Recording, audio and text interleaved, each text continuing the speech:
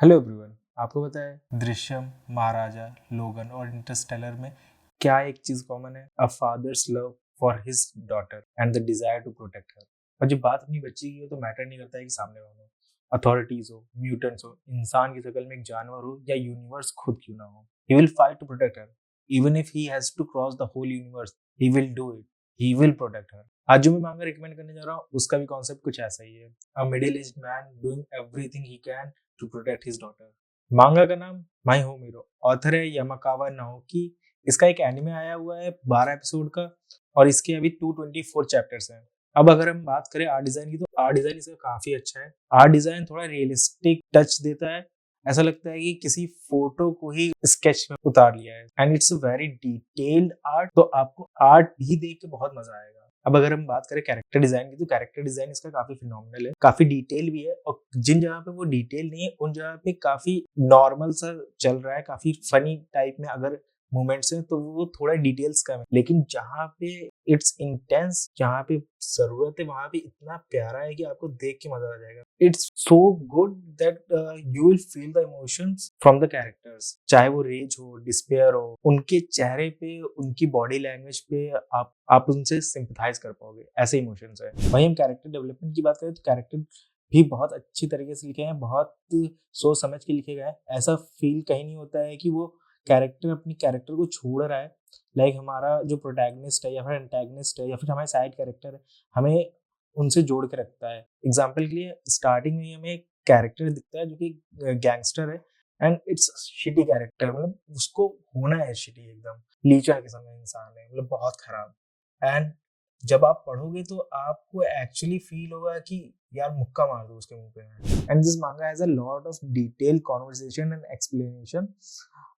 जो भी सिनेरियो चल रहा है, अगर सपोज कोई क्राइम चल रहा है तो उस क्राइम में जो स्टेप्स लिए जा रहे हैं तो उसको इतने स्टेप वाइज उसमें समझाया गया है कि ऐसा लगता है कि ये कोई मांगा नहीं है, it's a guide book to a crime. Now let's talk about the story itself. Spoilers alert. हमारा जो प्रोटैगनिस्ट है टेत्सुओ टोसु, उसकी उम्र 47 है। वो एक मार्केटिंग डिपार्टमेंट में काम करता है और उसकी एक हॉबी है मिस्ट्री नॉवेल्स लिखने और पढ़ने की। तो हमारी स्टोरी कुछ ऐसे स्टार्ट होती है कि जो हमारा प्रोटैगनिस्ट है वो अपनी बेटी से मिलने जा रहा है। उसकी बेटी पिछले 2 महीनों से घर छोड़ के एक अपार्टमेंट में रह रही है और वो एक रेस्टोरेंट में मिलने जा रहे हैं। जब उसकी बेटी एंटर करती है रेस्टोरेंट तो वो पूरी हेड टू टो कवर है, मुंह पे मास्क है।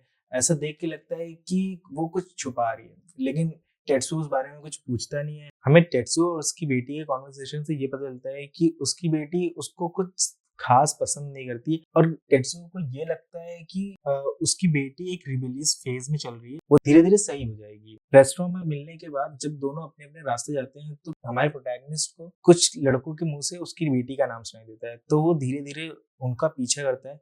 वो एक जगह पहुंचता है जहाँ पे एक नाइट क्लब है और वो झिझक रहा होता है उस नाइट क्लब में जाने के लिए। तब तक एक आदमी आता है जो उससे बोलता है, इनवाइट करता है नाइट क्लब में। वो जब मना करता है तो वो उसको ड्रैग करके उसको खींच के एक बैक एली में लेकर जाता है।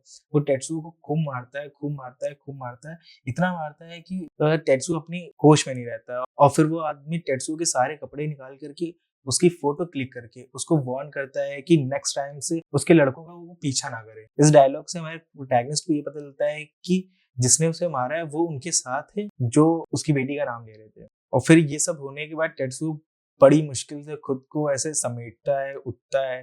वो फोन लगाता है अपनी बीवी को, बोलता है, एक झूठ बोलता है कि उसका छोटा सा एक्सीडेंट हो गया है, वो हॉस्पिटल में है, रात भर वहीं रुकेगा एंड वो कल आ जाएगा। लेकिन वो हॉस्पिटल में नहीं रुकता है, वो एक मांगा कैफे में रुकता है। वहां पे वो पूरी रात रोता है और यही सोचता है कि मैंने पूरी अपनी 47 ईयर्स की लाइफ में मैंने ऐसा कुछ नहीं किया कि जिससे मुझे ये पनिशमेंट मिले, कि ये मेरे साथ क्यों हुआ, मैंने ऐसा क्या किया था कि ये मेरे साथ हुआ। और वो पूरी रात ऐसे गुजारता है, वो पूरी रात रोते रोते गुजारता है। अब पूरी रात खत्म होने के बाद उसके अंदर सिर्फ दो इमोशंस रहते हैं, एक होता है रेज और एक होता है डर।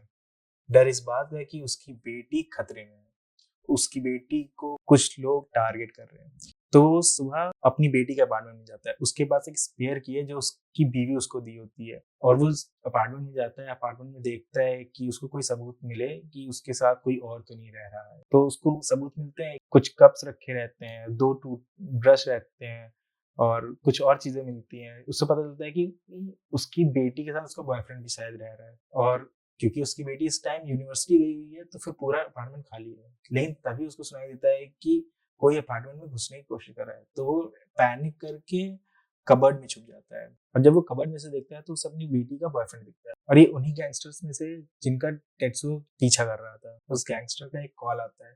उस कॉल की कॉन्वर्सेशन में ये पता चलता है कि वो एक ऑर्गेनाइजेशन से जुड़ा हुआ है जो कि टेत्सुओ के इन लॉज को टारगेट कर रहे हैं, और टारगेट करने के लिए उन्होंने चुना है टेत्सुओ की बेटी को।